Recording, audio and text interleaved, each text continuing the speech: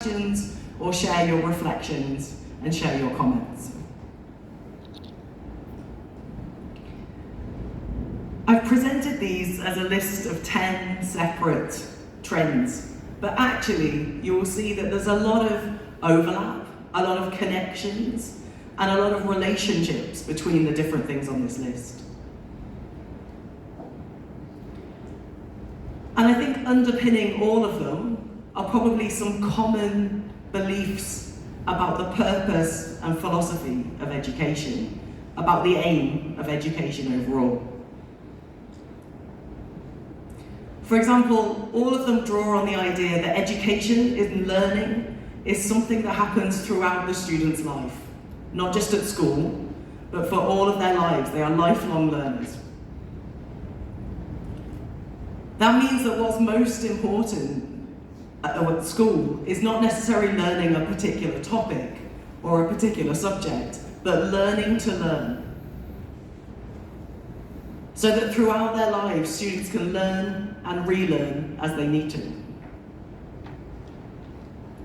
These trends also reflect the dynamic and changing nature of the world that students live in today.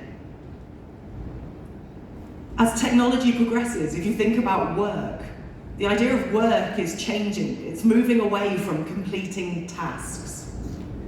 Instead, it's about the value that humans can add, about creativity, about relationships. And for me, that brings us to the first of our trends, which is competencies.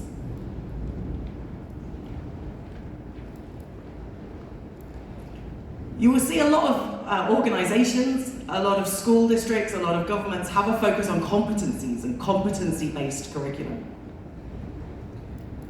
There are lots of different definitions, but essentially all of them focus on this idea of competencies being a combination of knowledge, skills, attitudes, and values. And the idea that those knowledge, skills, attitudes, and values come together into action. That's the most common definition of competencies. And really, at the moment, there's a particular focus on the competencies that humans will need to flourish. So that's the key focus, how they will flourish in a world shaped by technology and a world shaped by globalization. So there are many lists around, and almost all education systems have their own list of competencies, most of which focus on critical thinking, communication, and collaboration, but there are differences between them. But although there are differences, there are a lot of similarities. Mainly, competencies are transferable across different contexts and across different subjects. That's the key to competencies. They are the things that help students to be flexible and to be open-minded. And they are the things that will help students to navigate the complex and changing world that they live in and will go on to work in their lives beyond school.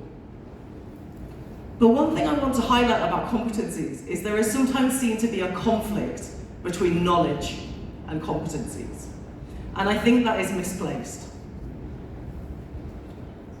It's true that competencies shift the focus away from knowledge being the ultimate goal or the end point. But that doesn't mean to say that knowledge is not important. It's a foundation, but it's not enough. What competencies focuses on is what students can do with that knowledge. So it's not saying that knowledge doesn't matter, it's just saying that it's not the ultimate goal.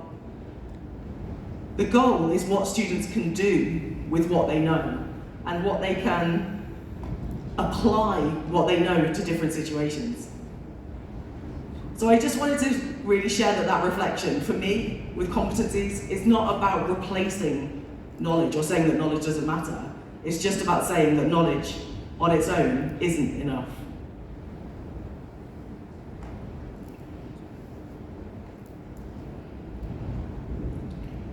The second trend I wanted to pick up on could really be seen as a competency in its own right, but I think it's so important and there is so much focus on it at the moment that it deserves to have its own category. And that is systems thinking. Systems thinking basically is about thinking holistically, about not just breaking things down into its individual parts and its individual problems and its individual solutions, but looking at the system as a whole. And in our complex and increasingly interconnected world, I think systems thinking is not just important, but essential.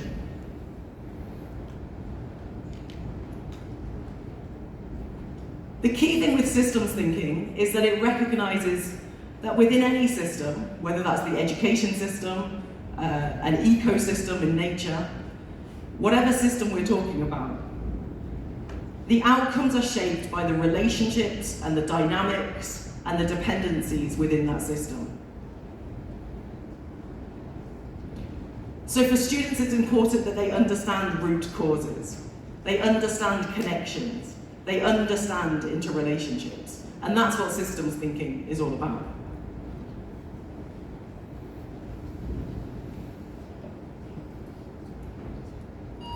The reason why this is such an important trend in education at the moment is that if you think about many of the complex problems facing the world today, they are systemic in nature. They are complicated, they are complex, and they are systemic. We are at the IB at the moment creating a systems transformation course, and these are the key questions for that course. How do we feed 10 billion people on a climate change planet? How do we effectively promote ecosystems, health, and reverse biodiversity loss?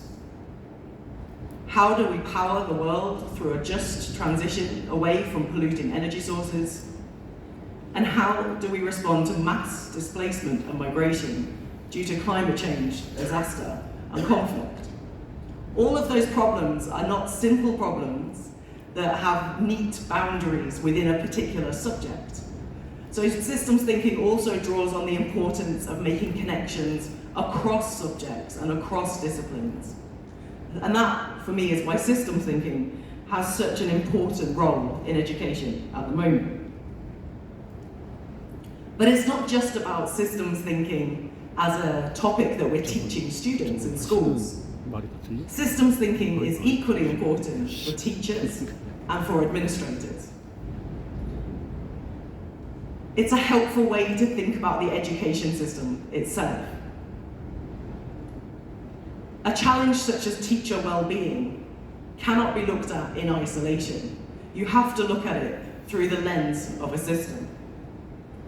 And also when it comes to making a change in a curriculum. You can't just change a curriculum and expect everything else will be fine. You have to also look at the teacher training. You have to also look at the assessment. You have to also look at the textbooks and the resources.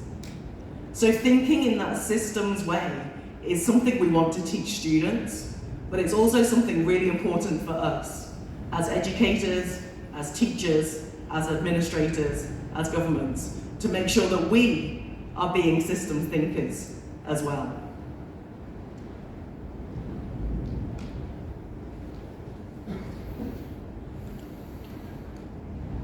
The third one, and you'll see that, as I say, you'll see there are overlaps between these trends.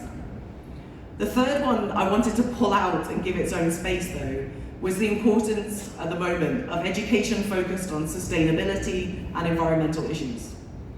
As I said on the previous slide, a lot of the problems facing the world today are these big, complicated systemic problems. And a lot of them also relate to sustainability. So within education, there is a widespread, increased focus on environmental and sustainability education. And you see this from all sorts of places. For example, UNESCO, the OECD, all sorts of places, but also within national curriculums. I was just in Canada, in Toronto, and in Vancouver, and there's a real focus there on engaging with the importance of our natural resources and on sustainability.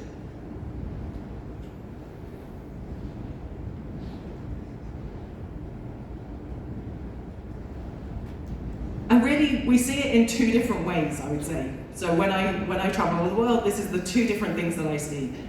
The first is the integration of topics to do with environment and sustainability into the curriculum. So that's the first most important part, is teaching students about these issues and making them more aware of these issues. And then the second is around schools actually engaging with sustainable initiatives themselves and sustainable campus initiatives. So schools as examples of good practice in relating to sustainability, or schools providing opportunities for more hands-on learning in relation to sustainability. At the most kind of innovative and radical end of that, you have schools such as the green schools. So that's a group of schools in New Zealand, Bali, and South Africa who have built entirely new, innovative, sustainable, eco-friendly campuses. But it doesn't have to be that extreme. That's the kind of extreme end of the kind of sustainability movement in schools. Even in more urban settings, there are lots of examples of schools focusing on sustainability and using their school campus as a teaching lab or an opportunity to showcase issues around sustainability to students. For example, I was in a school in the UK last week that the students were doing all sorts of interesting sustainability initiatives around the school campus itself.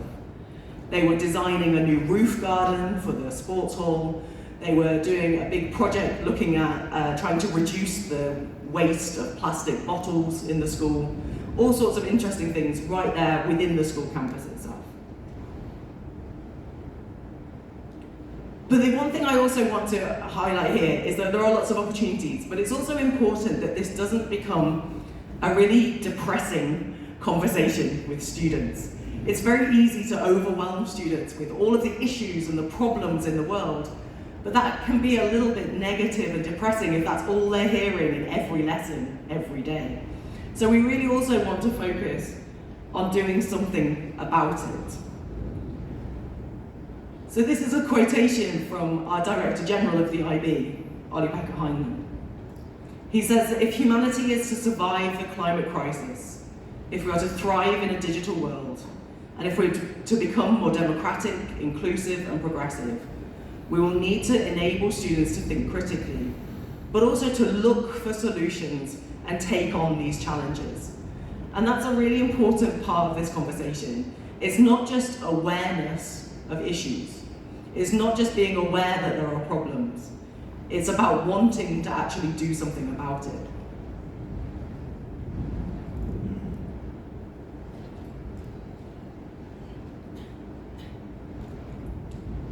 So that brings me to the next trend, which is, as I say, linked very much to that, which is about this orientation to action. It's something you see a lot in documents about education, but basically it means rather than just learning about things, that you're oriented to do something about it, that you are oriented to action, that you're oriented to apply your learning to real life situations.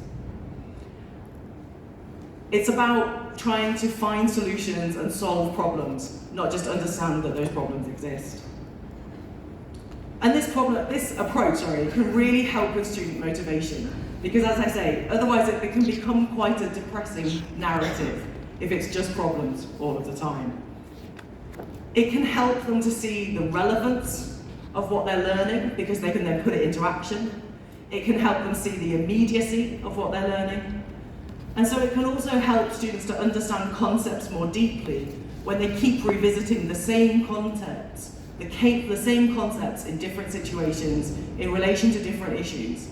So if they understand a concept like power, or an example like causation, and they keep revisiting that concept in different situations, that can help them to create a much deeper understanding of that concept. A focus within the IB, all IB programs have an emphasis on service, or service learning, or community engagement. And that's a really important part of this focus on this cycle of what we call inquiry, action, and reflection. So all of our programs have an emphasis on that community engagement piece. At the school I was saying in the UK last week, there were some really interesting service projects happening. One student was working with a local primary school, She was talking to younger students about issues with mental health and bullying online. Another student was working with a hospital with dementia patients doing a music project. Because for patients with dementia and other memory problems, music can be a really interesting way to try to access memories that can otherwise be forgotten. But the key thing, whatever the project is, the key thing is that idea of community engagement and collaboration.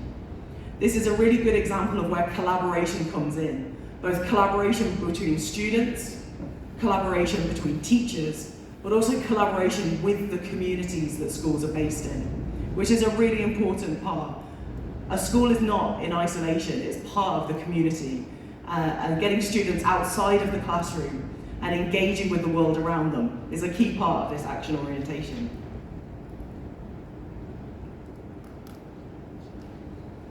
And then another key part on this diagram is actually the reflection piece. By saying that we focus on action, I'm not saying that reflection isn't important, it really is. In fact, it's a key part of focusing on action, is that you reflect on that action, and you think about what went well, and you think about what was challenging, and you think about how you would do that differently if you were going to do that action again. And so actually, one of the most essential parts of action orientation is actually that importance of reflecting on the actions that were taken.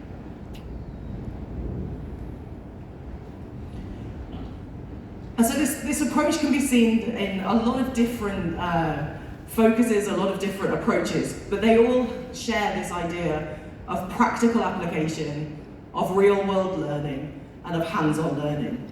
So in the literature or in examples from around the world, you'll see a lot of talk about experiential learning, learning based on experience. You'll see a rise in project-based learning, where students are creating long-term projects that they take ownership of and really explore for themselves. Also the rise in things like maker spaces, which are like design technology spaces where students can be more hands-on and create and make things that are relevant to their learning.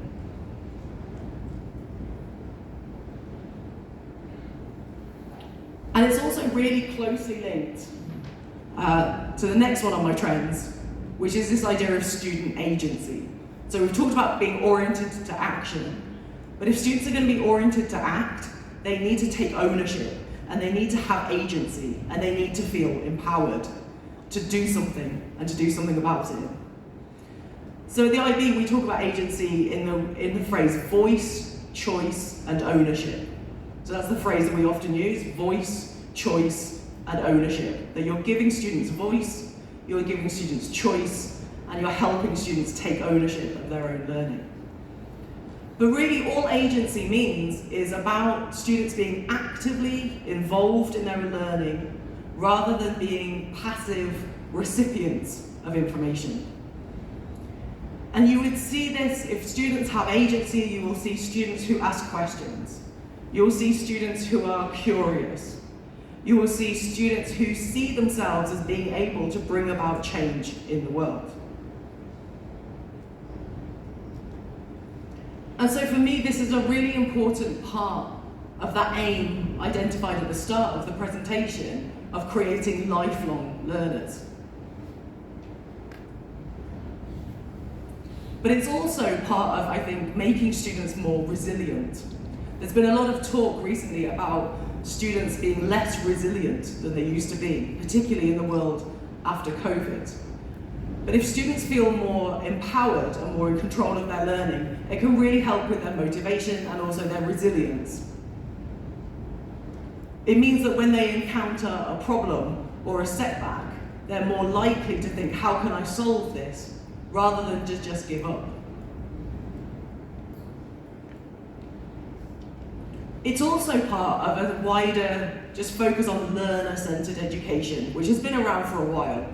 This talk is about the future of education, but learner-centered education has been around for a long time. Organizations such as UNESCO, the OECD, have all talked about learner-centered education for a long time.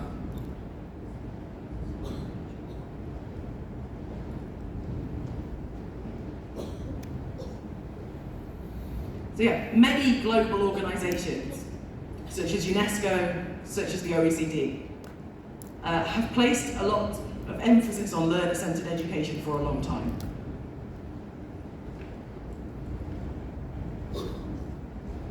And for me, the focus on student agency is part of that, but it's more than that as well. It's not just about being learner-centered.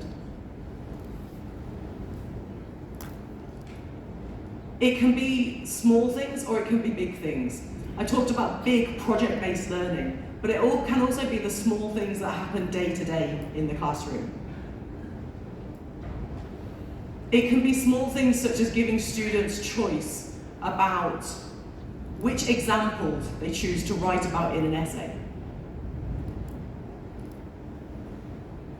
It can be small things like giving students choice about which format they would like to submit a homework assignment in. Or it can be things like helping students to be more intentional and make more visible the goals for their learning. So really, overall, it's really just about recognizing that learners are active contributors to their educational experiences.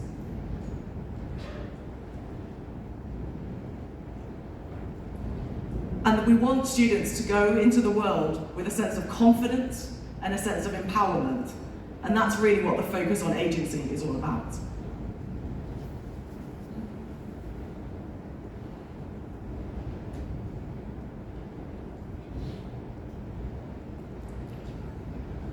The sixth trend I want to highlight to you is pluralism, which can sometimes be a strange word, but essentially, pluralism is a positive response to difference. So it's about engaging with diversity as a positive. I think sometimes difference of opinion or diversity can be seen as something that has to be tolerated, or a problem to solve, or a challenge.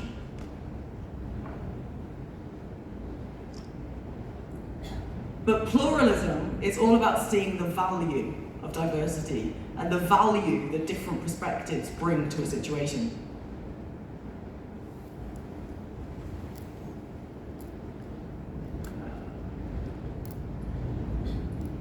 So pluralism basically is about engaging positively with difference. And in the classroom, part of that can be making sure that each individual student's voice is heard and is valued. And that's regardless of their background, their identities, or their abilities. It's about acknowledging the multicultural and different world that the students are living in, and the different cultural, linguistic, religious, and socio-economic perspectives that they can bring to your conversation.